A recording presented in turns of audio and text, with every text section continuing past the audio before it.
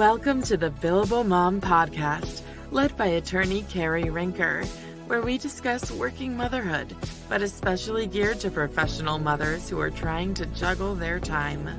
Our time is precious, both at work and at home.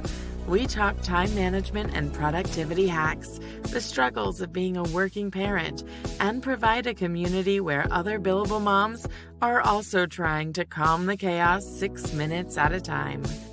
Listen to stories of other working moms, but especially lawyer moms, navigate the waters balancing career and the ever-present demands of motherhood.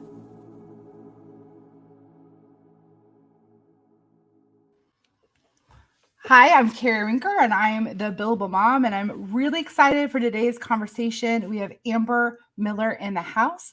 And Amber, you don't know this, but I've actually had a lawyer crush on you for a long time. As a fellow ag lawyer, I really have looked up to you not only for your presence in the agricultural law community, but you're also you're a female attorney, you're also a mother. And so why don't you talk to us a little bit about what you do, where you are, and your path to becoming a billable mom? Gosh, what a lead in. Thanks, Cari.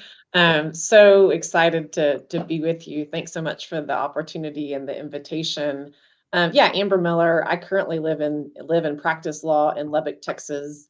To the extent your listeners aren't familiar, that's kind of in the south of the Panhandle area of what we call West Texas. The current firm I'm with is called Crenshaw, Dupree Milam. I've been a partner over at this firm for almost 9 years now. It seems like I joined yesterday, but time flies when you start having kids. I moved over to this firm actually when my oldest was just a little over a year old. And now she's almost 10. So it's just astonishing to think how much our lives have changed since I've been with this firm. But, as you mentioned, do a lot of agricultural work. Probably more for farmers and ranchers that are really involved in production ag more than ag businesses, but do some ag business work as well. And then also, Lubbock's a small market. So I do some work for some other just small businesses, regardless of the type of industry that they're involved in, help them with their corporate and real estate and just kind of general counsel needs as well. Fantastic. I know that you are obviously very involved in the American Agricultural Law Association. That's where we met many years ago. And, I remember having a conversation with you at AALA a couple of years ago. I was pregnant with my daughter at the time there at AALA. So I'm really excited for today's conversation. So Amber, I'd like to back up to you pregnant and having child number one. Where were you with your career at that point in time? Good. Yeah, I actually was still here in Lubbock, Texas, just at a different firm. As you and I have talked about before, the kind of humorous part is I was within a family law practice. I was practicing with my older brother, and there were a couple other attorneys in our office as well. So even a smaller shop than what I practice with now.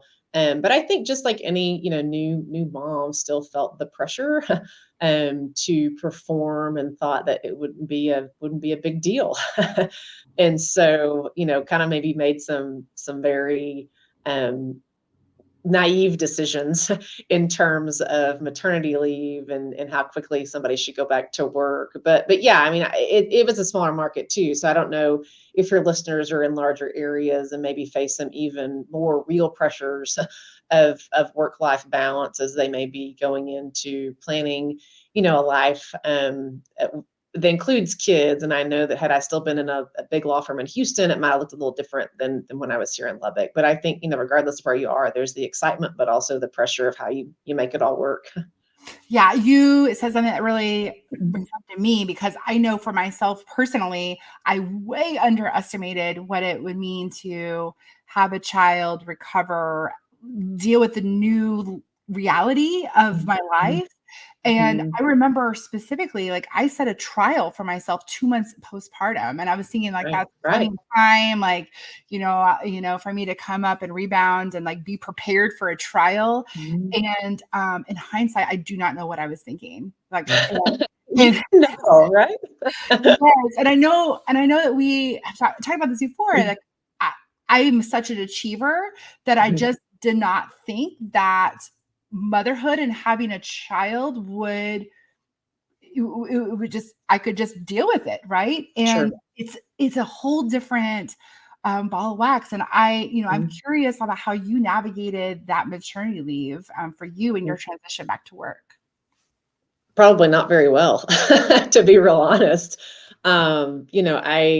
I was lucky that I was surrounded with family, and my in-laws weren't too far away, and then my own parents are only about 2 or 3 hours away, so we're able to drive up and help, and everybody's excited. It was the first grandbaby that my parents had in a while. My brother had kids early, and I had them late, so their grandkids are almost two different sets. So my parents were sure excited to pitch in when they could. So we had the benefit of having family close. But yeah, like you, I mean, I have silly memories of, late at night trying to nurse a baby and, responding to a contract when the kid's 3 weeks old. And I look back and think, why was I making edits to paragraph 13? It really wasn't that important. But I know. I think you just want to perform and do a good job everywhere. And it just takes some time to figure out that you can separate the two and to give yourself some grace, maybe in both venues, right? Both at home and at work. Yeah, what do you think? What do you think that is? I mean, I can only speak for myself, and I'm no therapist, but I mean, I'm very Mhm, much a people pleaser, so I don't want to mhm, disappoint mhm, people. There's mhm. always like a fear that like if I'm not able to serve people properly, then they're gonna go hire another lawyer. I mean, That's right. but what is it Yep. that makes especially female lawyers feel like they have to like get back to business so quickly? Sure. Well, I think, when you think about your life and your educational path and career up to then, it was built on high achievement, right? And doing well in school and performing and doing well in your career. And so that's just really become who you are and how you operate, whether it's for, 5 years or 15 or, people do life in so many different ways, but I think you're automatically geared in that fashion. And then there's just kind of the financial pressure, the financial pressure of billing if you're at a firm, but if you're a smaller place, there's a financial pressure of you gotta, earn revenue, especially now that you have this new little life, right? So I think just kind of those two combined, you're spot on. You put a lot of people pleasing and pleasing yourself too in the midst of all of that is very real, and you're also going through so many other things, right? Hormones and not sleeping well enough and trying to figure it all out. So I think it's probably hard to objectively evaluate at the time, right? What all those things are. But I do think that, the financial pressure is one that really drives a lot of that early on because you're just scared. Yeah, yeah, I mean, and I'm self-employed, so if Mhm. and, I am by far the biggest money generator for my law Right. practice, so if I'm not working, my firm suffers, and so, I don't know in hindsight what I would have done differently. I guess I think I would have planned a little bit better, to allow for that time. What would you have done differently if you could roll back the clock? That's a great question. Same. I think planning better is great advice in that regard. Would I have listened to myself? I don't know. Right? You think you know everything. I mean, we've talked before just around the quickness in which we think we have to go back to work. Mhm. So maybe extend that time frame. But I still understand the practical reality of having to serve clients' needs and make money. So it's not an easy answer. Maybe if I could just tell myself again, just, be patient with yourself and give yourself a little bit of grace. Cause if it doesn't happen today, then maybe tomorrow she'll lay down and take a nap and you'll have a couple hours to log in if you feel like it.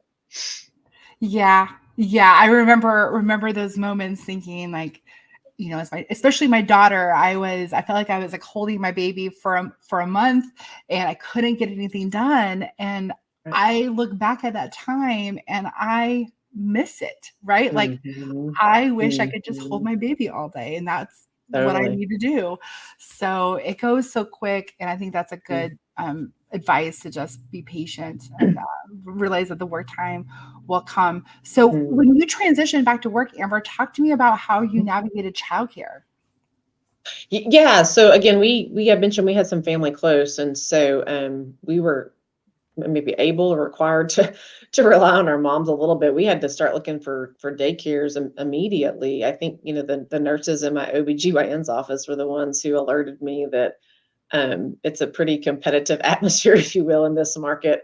So while we began to call around to daycares before we even told our friends and family that we were expecting and had a spot at a daycare, it still was going to be later in time than when I was going to go back to work. So there was a little period there where we relied on family. And looking back, what a blessing that was, right? Because she Mhm. could still be at home, and they were able to have that time with her as well, and so that was very sweet and special for everybody.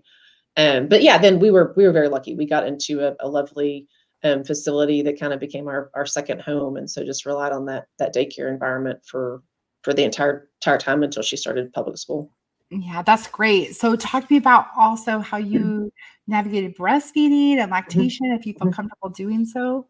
Sure. Yeah. No, I like some chose to try, right? I mean, that was my goal. I certainly wanted to breastfeed, and so there was the navigation of trying to figure out to haul your pump to work and where are you going to store your milk during the day, right? And trying to take care of yourself in that regard. You know, logistically, as you well know, right? What a challenge. And because maybe you're not in the office every day, like with my second. Was even crazier, right? And more bold and thought, well, I can fly to Dallas for the day. I'll just, find somewhere in the airport and, hole up in a bathroom stall. And that was before they had all these nursing Yeah. rooms, which are wonderful. But right, find a bathroom stall and I'll figure it out. So just stressful and probably didn't realize what a toll that takes then, right, on your Mhm. own body and the ability to maybe be as successful if that's the right word in that space. And so I do recall like what a stressor that was on the first one. So to the extent you've got listeners that, are in that area, know that you're not alone.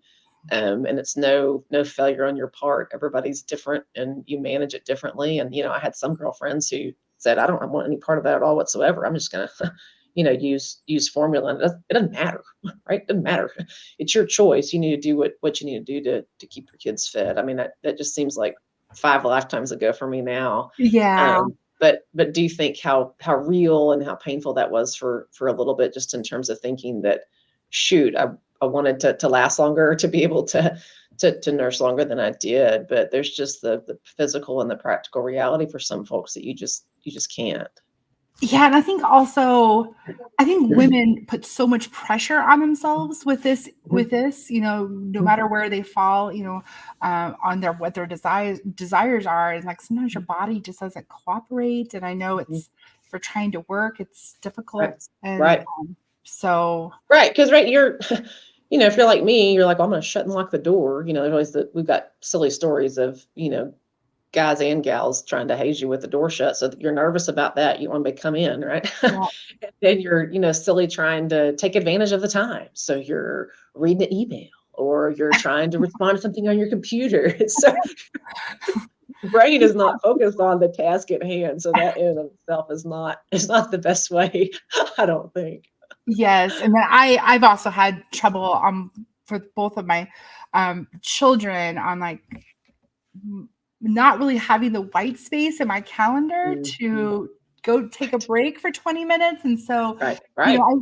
I think it takes some planning, Mhm. for women who, and to not feel bad about it, like, try Right, to, we're gonna have to schedule a half an hour off here or whatever to just allow right. some breather time. Yep, yep.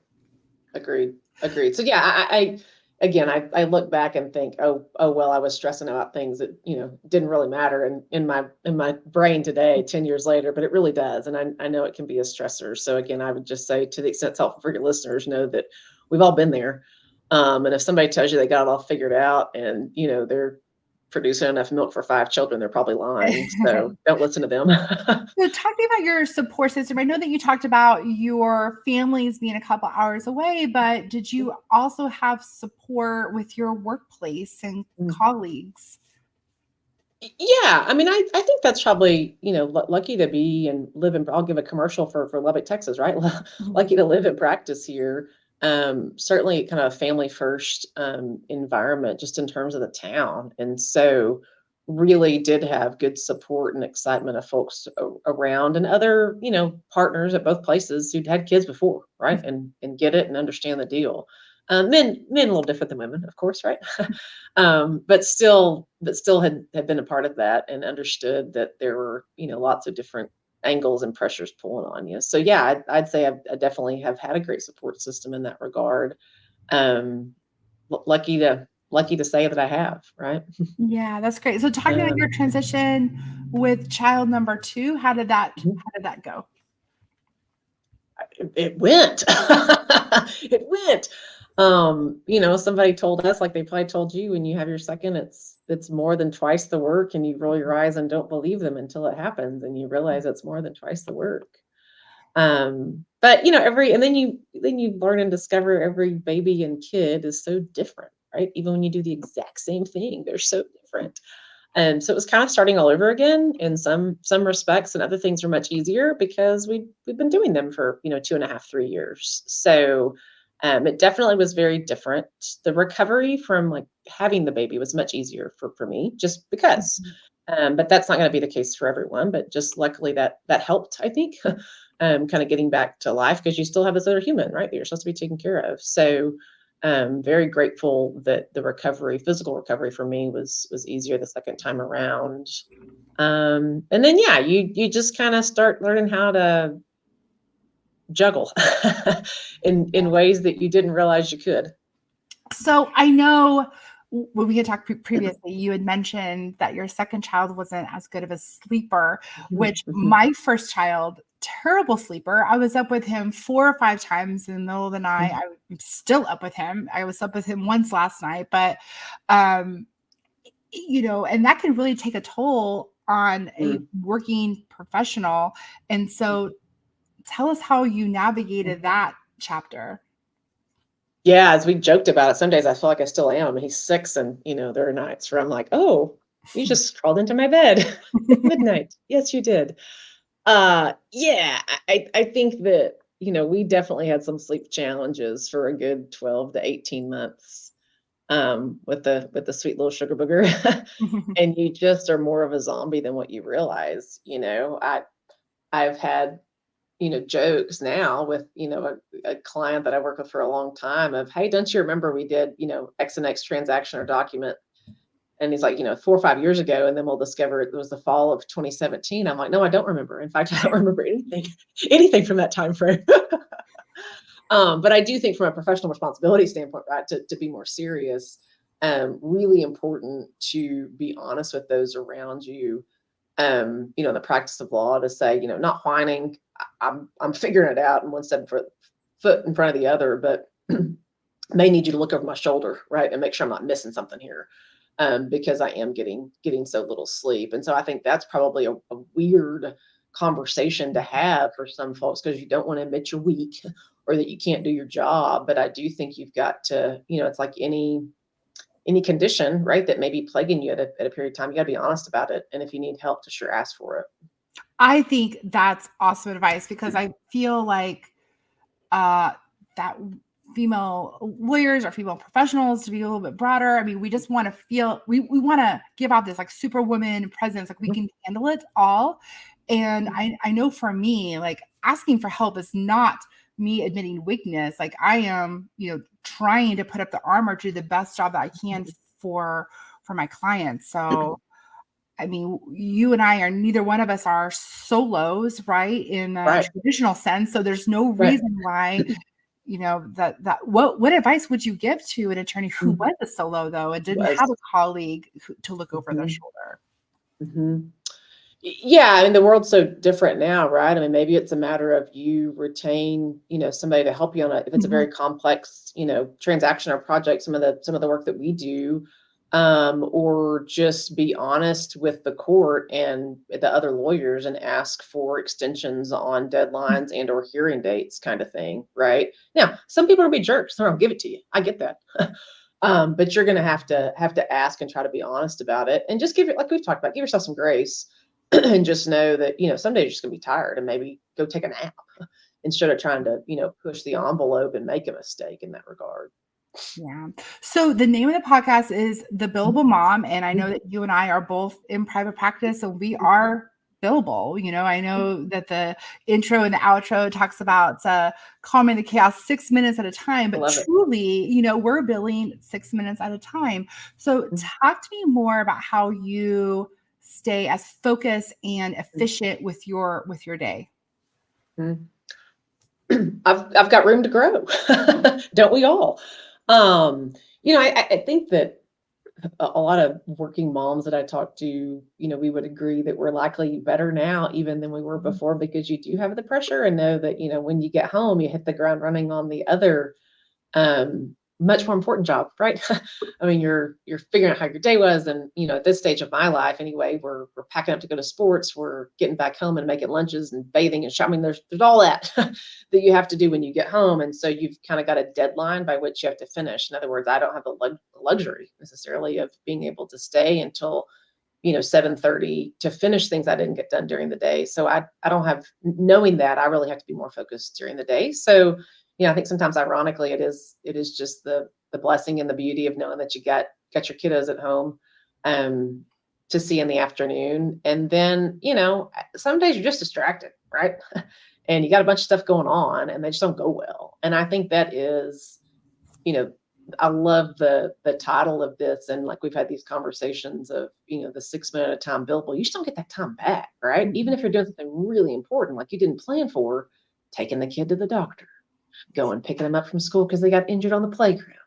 You got to go do it, right? And all that's really important, but you don't get to charge anybody for that. And you also don't have a day of vacation, so to speak, that was already banked up. And so that's just hard. And you have to know that, you're not going to generate as much revenue or bill as many hours, but that's probably okay. Right. And it's taken me 10 years to get there, but that's probably okay. Right. So talking about any kind of efficiency tricks that you have, like, for example, do you do any block scheduling? Oh, I try. And honestly, that's more because of you and our mutual friend, Tiffany Lashmet, who are both so good about that. So find yourself some good girlfriends, listeners, and listen to all their tips and tricks and do what they say. But yeah, I find that really helps. Right. And I think more so because, right, don't you agree? You're more dialed in and focused during those timeframes because you know what to expect. I'm going to be making phone calls for, this 3 hours of time, and I got them back to back to back. And so I've devoted to that, and I'm not stressing that, I got to get this contract reviewed and looked at within that time frame, right? I've scheduled those calls. Or, this morning, on a particular day, I am going to review those 3 contracts, right? And be able to provide response to that and just turn the phone off. Easier said than done, of course, because of the demands of clients. But I do find that can be in a very effective way to manage time, for sure. So I've got 2024 goals, like my New Year's resolution, to work with block scheduling. And I literally have on my calendar, if I shared my screen right now, focus work time in the morning on Tuesday, Wednesday, Thursday, and then Tuesday through Thursday in the afternoon is my call time.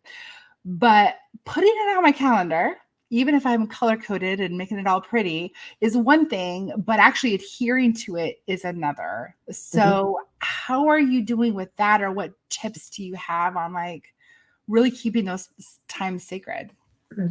I don't. I mean, I'll just be honest. I fail in that regard, because if the phone rings and it's, a client that I have done work for the better part of 10 years, and I know that, what they've got going on, and because they're calling at this particular time, it could be an immediate need, I'm going to answer and talk to them.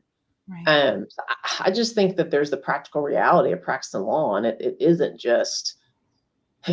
a block schedule, right? You can try to do that to be efficient in your work style, but you just have to be able to get back to that later on and know that some days are just going to be up in the air.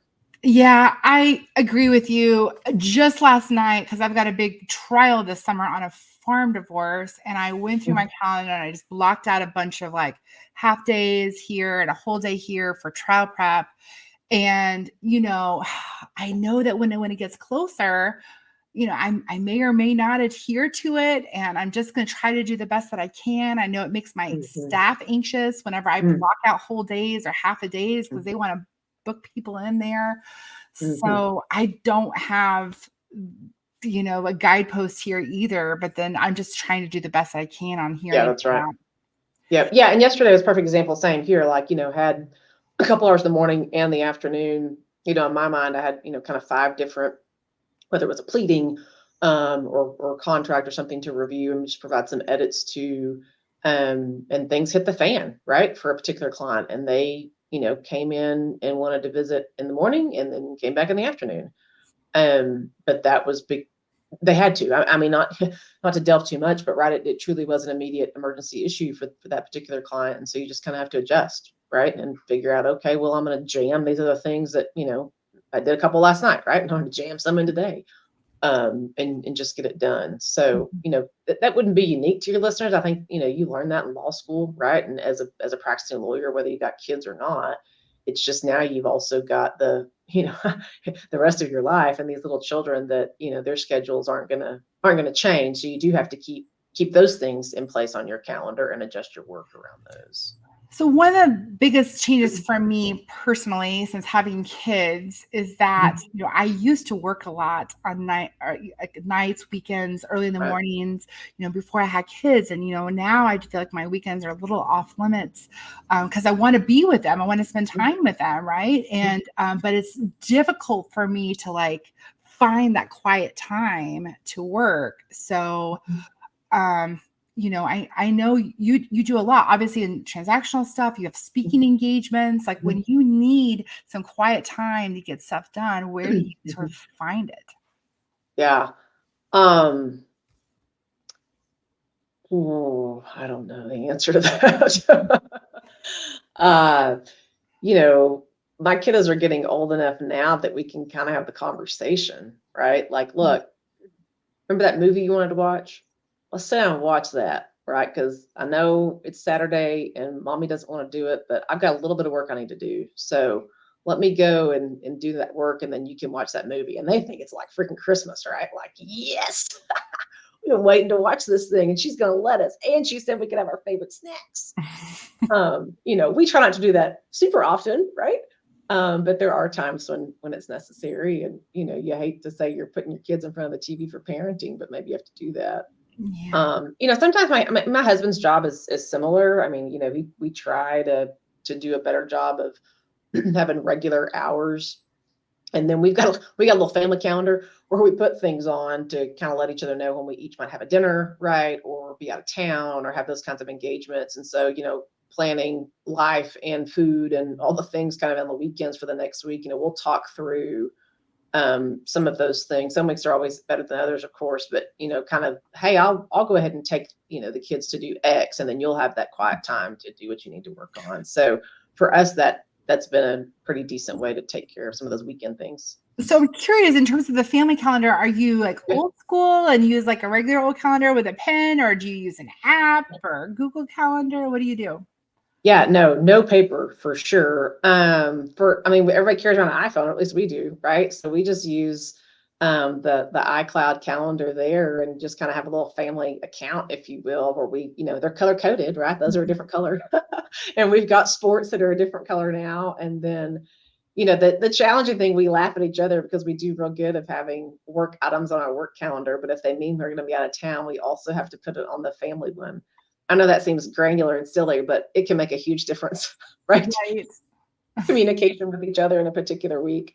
But those kinds of small things I think really help just try to keep you organized, and you can scan through and see what each other has, for the course of the day as it relates to, again, out of town engagements or nighttime engagements that might otherwise kind of alter your regular schedule. So your kids are a little older, but do you have any tips for navigating travel or, spring breaks, so school breaks and things Yep. with kids?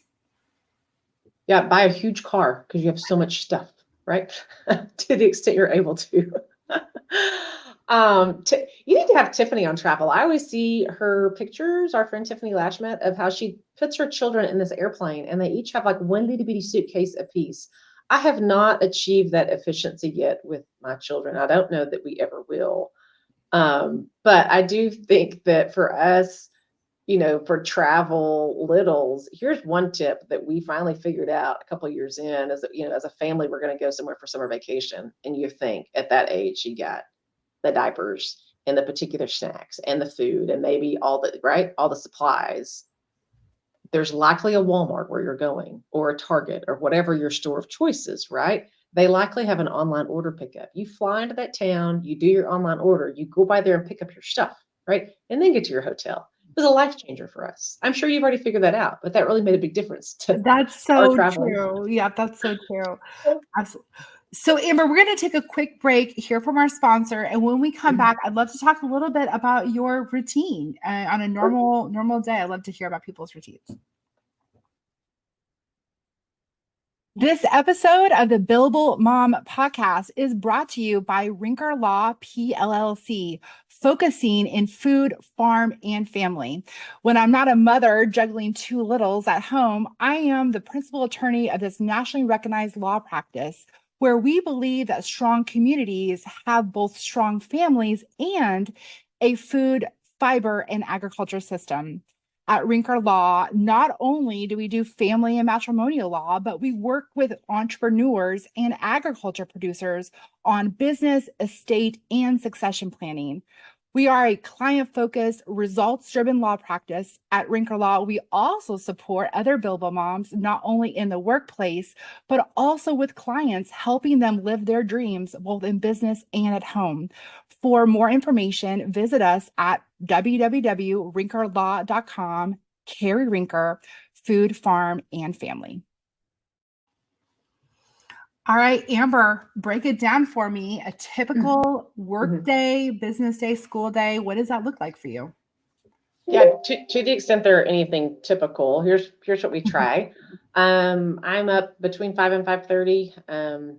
I like to try to do that just to get some semblance of exercise in the morning, and maybe a little Bible reading for me, and then hurry and start showering, getting ready before the kids wake up. Their wake up times vary. My oldest decided she's going to shower in the mornings, so by 6:15 she's up and in the shower. She's such a big girl. It'll happen. Don't worry, it'll happen, Cari. And then, we're all up by 6:30-ish and try to, eat breakfast by 7, and we're out the door at 7:30. That may be earlier than some and later than most. Every market's different, but that's just, where we are. We're a short drive. We're a 10-minute drive to school, and they like to get there right at 7:40. So drop off the kids, and then my office is only about, 10 minutes from the kids' school. So that's fantastic, right? Gets me in the door a little bit before, right at 8. Kind of hit the ground running. And as you know, every day is different, right? What does that mean? And what's in front of you is going to vary. And again, because of where we are now in terms of kids' activities, try to be out the door by, 5:15 or so, mainly just to be able to pick up kids and get to whatever sports practice starts at 6, or school event or activity or whatever it may be. I teach a little class over at Tech Law School too. I teach an ag law class over at the law school. So, one night a week that ends up, being a later evening for me, but we plan for that and just kind of juggle that accordingly as well. I didn't realize that you were teaching right now as well. And I know that teaching, is a lot of work. And so you're also probably squeezing in prep time. And I don't know if you're grading papers or anything like that right now. Right. It's a lot of, balls in the air. So yeah, that's a labor of love, honestly. I mean, I truly enjoy it. It's the second time around, Cari, to teach that class over there on an adjunct basis. And you're spot on. The prep time was much more than I had even dreamed. Thank goodness for good friends and colleagues that we know through the American Ag Law Association who have assisted with, materials they use and ideas. And I have a handful of great colleagues here in town and beyond that have come in to serve as guest speakers. So that certainly helps too, right? You can kind of plan like that. That can be a crazy week at work because you've got somebody else that's gonna come in as a guest speaker that day. But boy, what a great shot in the arm for me to remember, right, what it was like to be in law school. And they're so thoughtful and curious. And you also remember how much you didn't know, right? And so it's fun to be able to share some additional information and perspective from a practice standpoint that maybe they're not getting in other classes. So it certainly is additional time, but I'll just geek out and tell you it's time I really enjoy. So you kind of make time for that maybe easier. I don't know. Yeah, that's so true. I mean, I feel like teaching is just something that brings me joy, right? And thinking about it. But it is a lot of work. And I felt the first time I taught, I was like, I feel like I need to write a thank you note to every single teacher I've ever had because of so much effort. So talk to me a little bit more about your exercise and self-care, because this is something that I personally am really struggling with in this chapter of my life.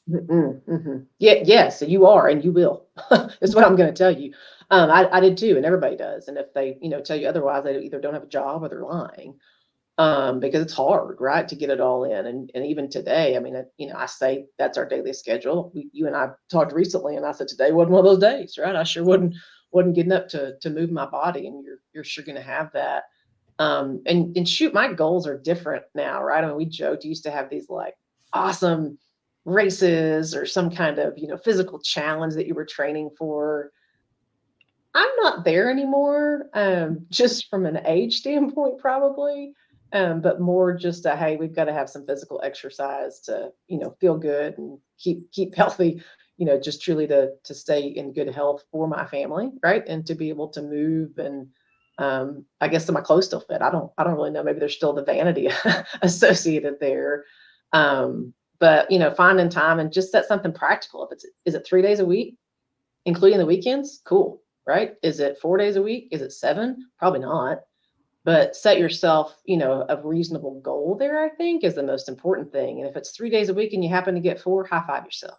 Right? So I think that's probably the most important thing there, is just set some reasonable goals so that you'll continue to do it. Yeah, I think that's good advice. I agree with you. I feel like, Cari 5, 7 years ago, I wanted to like exercise, I wanted to look good and, all the things. And now I just want to be able to play with my children in a healthy way, over time, and hopefully be a grandparent, and, so I definitely have different goals, Right. as well. Right. So But I do think that's important, right? Just from there's obviously just the physical science of moving and sweating and the endorphins and all of that in terms of that contributes to the mental health and the stresses that you likely go through both as a parent and as a lawyer. I think there's certainly importance there of whatever the physical activity may be, just to get that in and to be able to let your mind reset and to have some time for yourself. I think that's really important. yeah, I think so too. I'm saying this, and I've been struggling a lot with exercise, but when I do exercise, I feel like my time at work, I am so much more focused. I'm just a better lawyer. And then I'm just a better mom when I'm with my kids. So I don't know why it's so hard for me to figure it out. I mean, I am in a rural community, and after I leave this podcast recording with you, I'm actually driving a half an hour to go meet a personal trainer at a gym for 45 minutes. And, I kind of hate, it's like in the middle of the day, it's like a lot of drive time, but then at the same time, I mean, I guess that is what I have found that like kind of helps me get it done, is like I have somebody that I'm going to go meet, and I have that accountability Yep. there. But Yep. Everybody's different. No, I think you're exactly right. I mean, whatever works for you, right? Do you have to have a buddy, right? Do you have to go to a place? I'm very much an at-home person, right? As finding the right fitness app for you can be kind of a journey sometimes if that's your thing. But I think you're right. You just got to find what fits and works for you and stick to it. And you're spot on about, you were absolutely a better lawyer for the day and a better mom, whether it's the mental or physical aspect or both, right? Because you've gotten it done and you're ready to face the challenges for sure. Yeah. So Amber, I met you through the American Ag Law Association, and I know that you are a past president of that organization. You're a prolific, speaker. You're also involved in your community. And so on top of being a partner, on top of being a mom, you are also an involved lawyer. So talk to me about how you sort of navigate that, on how you discern like what you're going to say yes to and what you're going to say no to. Sure. Yeah. Learning to say no is a journey, and I'll tell you, those extra items are much smaller in number than they once were. Solely because, right, you can't continue to go to happy hour every single night. And also, right, in that same regard, go to every single civic meeting every single night. And so there was a period where, maybe a name only, right? I was on certain committees in my church, or with a couple of other little civic organizations here in town, and just kind of had to take a break and a step back from them, because I didn't feel like I was doing contributing, quite frankly, to the group. And then I'd just get home and be mad, right? Because I had missed time with kids. So I think it's okay to for seasons to say no and to give yourself a break and some grace that you don't always have to say yes, right? It's nice to be wanted. It's nice that somebody asks you. They're probably going to find somebody else to do the work. You have to remind yourself.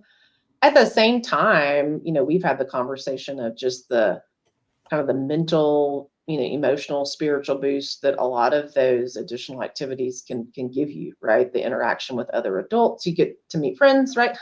They're going through the same thing that you are in life and career. So I think maybe to the extent there's advice there is, figure out what that group for you at the moment is the best, and maybe just stick with one of them, right? And then just kind of figure out what works for your stage and for your family at that time.